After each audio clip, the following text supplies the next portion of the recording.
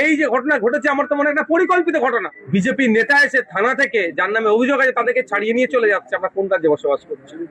সাধারণ মানুষ যারা অভিযুক্ত তাদেরকে নিয়ে এসে যখন পুলিশের তুলে দিচ্ছে, পুলিশ কিভাবে ছেড়ে দেয়?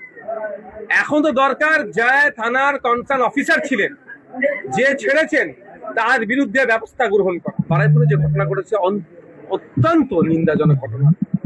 যারা বলেছিল ভরসা ইন আর ভয় আউট, তাদের আমলে বিজেপি নেতা এসে থানা থেকে যার নামে অভিযোগ আছে তাদেরকে ছাড়িয়ে নিয়ে চলে যাচ্ছে। আমরা কোন রাজ্যে বসবাস করছি? সেই কোনো না কোনো জায়গায় ঘুরে ফিরে এসে রেপ হয়ে গেলে বলতো লাভ অ্যাফেয়ার আছে, খদ্দের ধরছে, সেই জায়গায় কি আসছে? শরীর থাকলে যেমন একটু ব্যথা জট্টর আছে, একটু ওই ধরনের হচ্ছে, এইগুলো কি ঘুরিয়ে ফিরে আসছে? এখন দেখার বিষয়, বিজেপির কাছে একটা বড় চ্যালেঞ্জ, শুভেন্দু অধিকারী মহাশয় রাজ্যের মুখ্যমন্ত্রীর কাছে একটা বড় চ্যালেঞ্জ, এটা একদিন কিভাবে গ্রহণ করছে। তবে আমরাও লক্ষ্য রাখছি, কোনোভাবেই ছাড় হবে না, কোনোভাবেই ছাড় হবে না। জয়নগরে যেমন একটি বাচ্চা মেয়েকে রেপ করেছিল, সেখানে আমি পৌঁছে গেছিলাম, প্রতিবাদ করেছিলাম। এখানেও আজকে মেয়েটির বাবার সাথে কথা হয়েছে, আমার আজকে যাওয়ার ছিল, বিশেষ কারণে আমি যেতে পারিনি। আমি আগামীতে যাচ্ছি, মেয়েটির বাবার সাথে, পরিবারের সাথে কথা হয়েছে আমার, যে এটাও কোনোভাবে ছাড় হবে না। যা আইনি পরিষেবা লাগবে সমস্তটা আমি দেবো, এটা ওনাদেরকে আমি কমিটমেন্ট করেছি।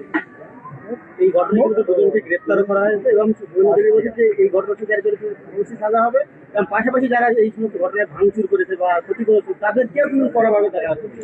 না দেখুন, একটা কথা হচ্ছে, এই জায়গায় যেত না তো, ভাঙচুর যেগুলো বলছেন এই জায়গায় অব্দি যেতই না। সাধারণ মানুষ যারা অভিযুক্ত তাদেরকে নিয়ে এসে যখন পুলিশের তুলে দিচ্ছে, পুলিশ কিভাবে ছেড়ে দেয়?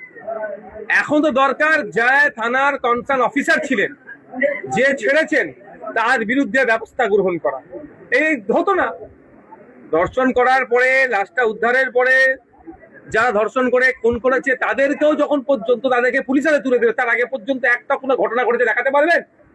আমার তো মনে একটা কোনো ঘটনা ঘটেনি। মানুষ কখন ক্ষোভ আসলো, মানুষ কখন এই ধরনের জমায়েত শুরু করলো? যখন থানা ওই যার নামে অভিযোগ আছে তাকে ছেড়ে দিল।